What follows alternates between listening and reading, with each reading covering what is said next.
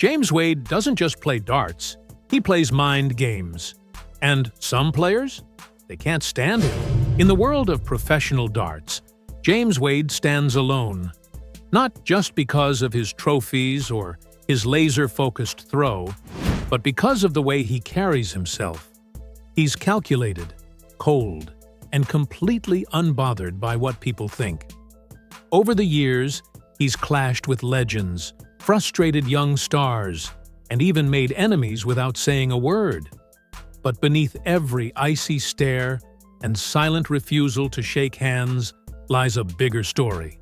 So today, we're breaking down 5 players James Wade has clashed with, and the bizarre, intense, and sometimes downright hilarious reasons why. It was the 2012 PDC World Championship semifinal. 2 of the game's biggest names squaring off under the bright lights of Alexandra Palace. On one side, James Wade, clinical, cool-headed, and deadly on the doubles. On the other, Adrian "Jackpot" Lewis, the reigning world champion, explosive and unpredictable. Fans expected fireworks. What they got was something much weirder. Partway through the match, something strange happened. Wade suddenly stopped. He walked to the front of the stage, looking visibly irritated. Then Lewis followed, doing the same. It wasn't nerves, it wasn't injury. Both players were complaining about something few fans could understand. A breeze. That's right, a literal draft of air. They claimed it was blowing across the stage and interfering with their throws. Cameras showed them conferring with officials, clearly frustrated. The crowd, on the other hand, wasn't impressed. Boos began to echo through the venue. Fans didn't know what to make of it. Was it gamesmanship? Paranoia? A legitimate issue? Whatever it was, the moment completely shifted the energy in the building. Wade, known for his laser focus, seemed rattled. Lewis, usually fired up, looked distracted. The rhythm of the match was broken, and for the rest of the night, tension hung thick in the air, between the players, between them and the fans, and even between each other. Though the match eventually resumed, the damage was done. Lewis would go on to win, but not without the shadow of Breezegate hanging over the result. In the aftermath, darts forums and pundits exploded with opinions. Some defended Wade and Lewis, pointing to the importance of conditions at this level. Others mocked the situation entirely, calling it one of the most bizarre excuses in darts history. But one thing was clear. This was more than just a technical complaint. It was a psychological breaking point.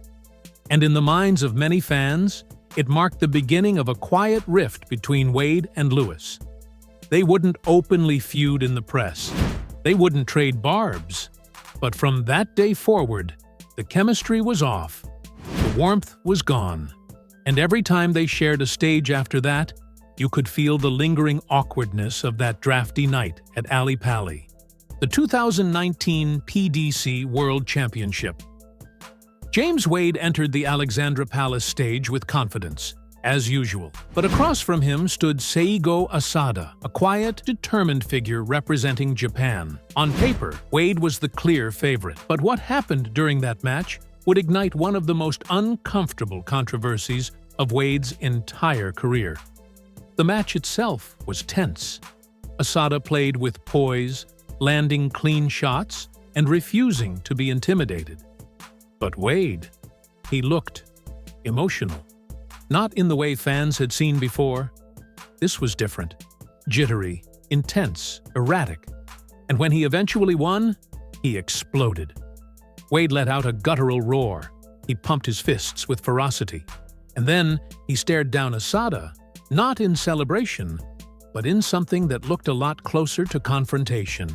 The moment shocked fans. The Japanese star appeared taken aback. The crowd was confused. Social media lit up. Was this just passion or something darker? In the post-match interview, Wade didn't help his case. When asked about his reaction, he dropped a bombshell. He said he wanted to hurt him. Not physically, maybe, but mentally. I think it was the first set you won, the second set. There was a lot of aggression at the end of that. You appeared to get quite close to him. What happened there? I kept giving it to him. I wanted to hurt him. I wanted to, really hurt him in his face. And it wasn't a great game, but I wanted to hurt him and I wanted to progress, And that's my son, and also for a bit of the UK. So it was a chilling phrase, especially when directed at a respectful, soft-spoken opponent like Asada. The backlash was immediate. Critics slammed Wade for poor sportsmanship. Some accused him of crossing cultural lines. The PDC launched an investigation, and eventually, Wade was fined £5,000 for his conduct. A few days later, Wade issued a public apology and revealed he had been in the middle of a hypomania episode related to his bipolar disorder. It was a rare moment of vulnerability from one of darts' most guarded figures. Some fans sympathized. Others said it wasn't an excuse. Regardless, the match with Asada left a deep impression, not just because of the scoreline, but because it pulled back the curtain on the emotional chaos Wade sometimes hides behind that cold exterior.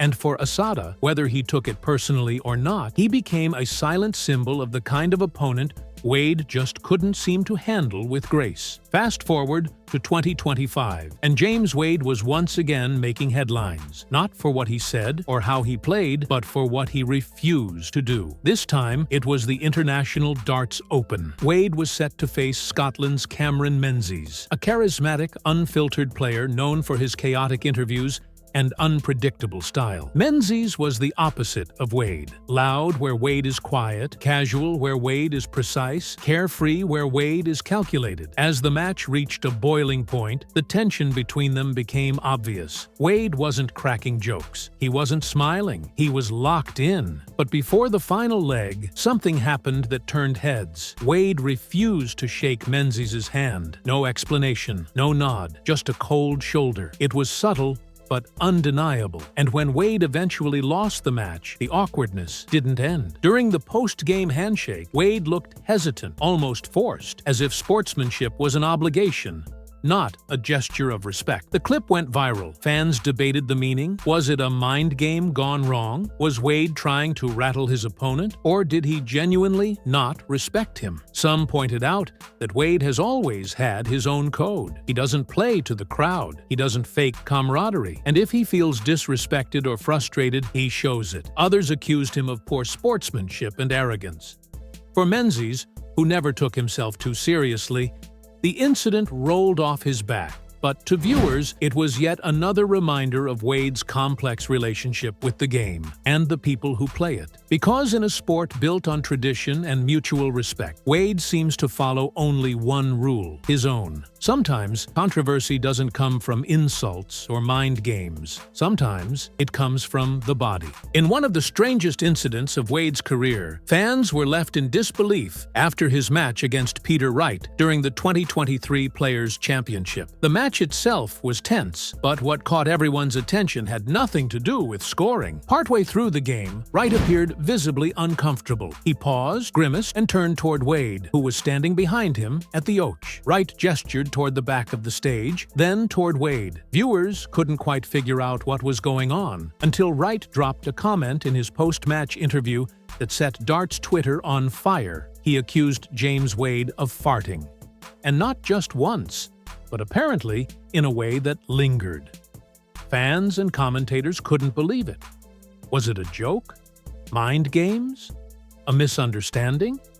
Wade didn't issue a response. He didn't need to. The story had already taken on a life of its own. Dubbed fartgate by the press, the incident became one of the most bizarre headlines in recent darts memory. While it didn't result in fines or suspensions, it became yet another chapter in the long list of strange moments surrounding Wade's presence on the Oak. To some, it was petty. To others, hilarious. But to Wade, if it was a tactic, it worked. He won the match. And in true James Wade fashion, he left the situation exactly exactly how he leaves most of his controversies, without explanation. In most sports, getting selected for a premier event is a badge of honor. In darts, it's no different. The Premier League is one of the biggest stages a player can reach. Invitation only, televised across the world, and limited to a select few. So when the 2025 lineup was announced, the darts world buzzed with reactions. But one voice stood out from the rest: James Wade. Wade wasn't on the list that year. Instead, names like Nathan Aspinall and Chris Dobie were featured, popular players with rising profiles, but not necessarily the most dominant performers at the time. And Wade? He wasn't having it. In a now infamous interview, he questioned the entire selection process, bluntly suggesting that some players were chosen not for their skill, but for their marketability. Without naming names,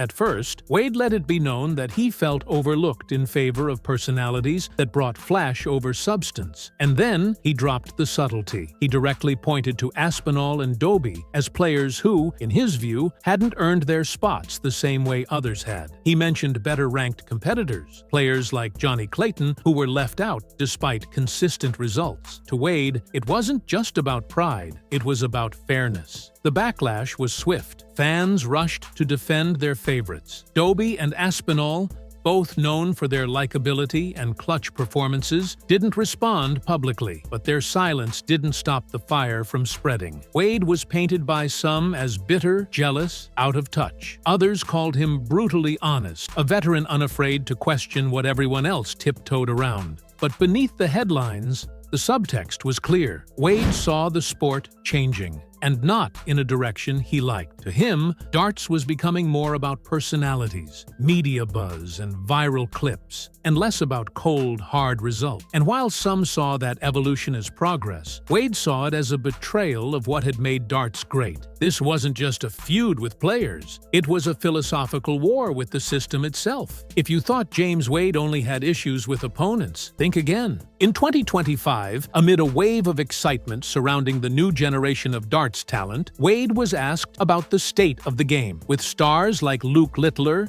and Luke Humphreys dominating headlines and setting social media on fire, most expected Wade to offer praise for the sport's new golden era. Instead, he gave something else entirely: a reality check. In a blunt and unsparing interview, Wade said what many wouldn't dare: that despite all the hype, the standard of darts had actually gone down. Where are the big numbers? He asked. Where are the magical games? He acknowledged the buzz, but said the actual quality didn't match the excitement. To some, it was classic Wade, old school, grumpy, and resistant to change. But others, especially veterans of the game, nodded in quiet agreement. Was Wade being harsh? Maybe. But he wasn't wrong in pointing out that the sport had become more entertainment than grit, and there was more beneath the surface. Wade wasn't just talking about averages and checkouts. He was talking about respect for the game itself. To him, the new era was full of flashy personalities and social media stars, but lacked the consistency,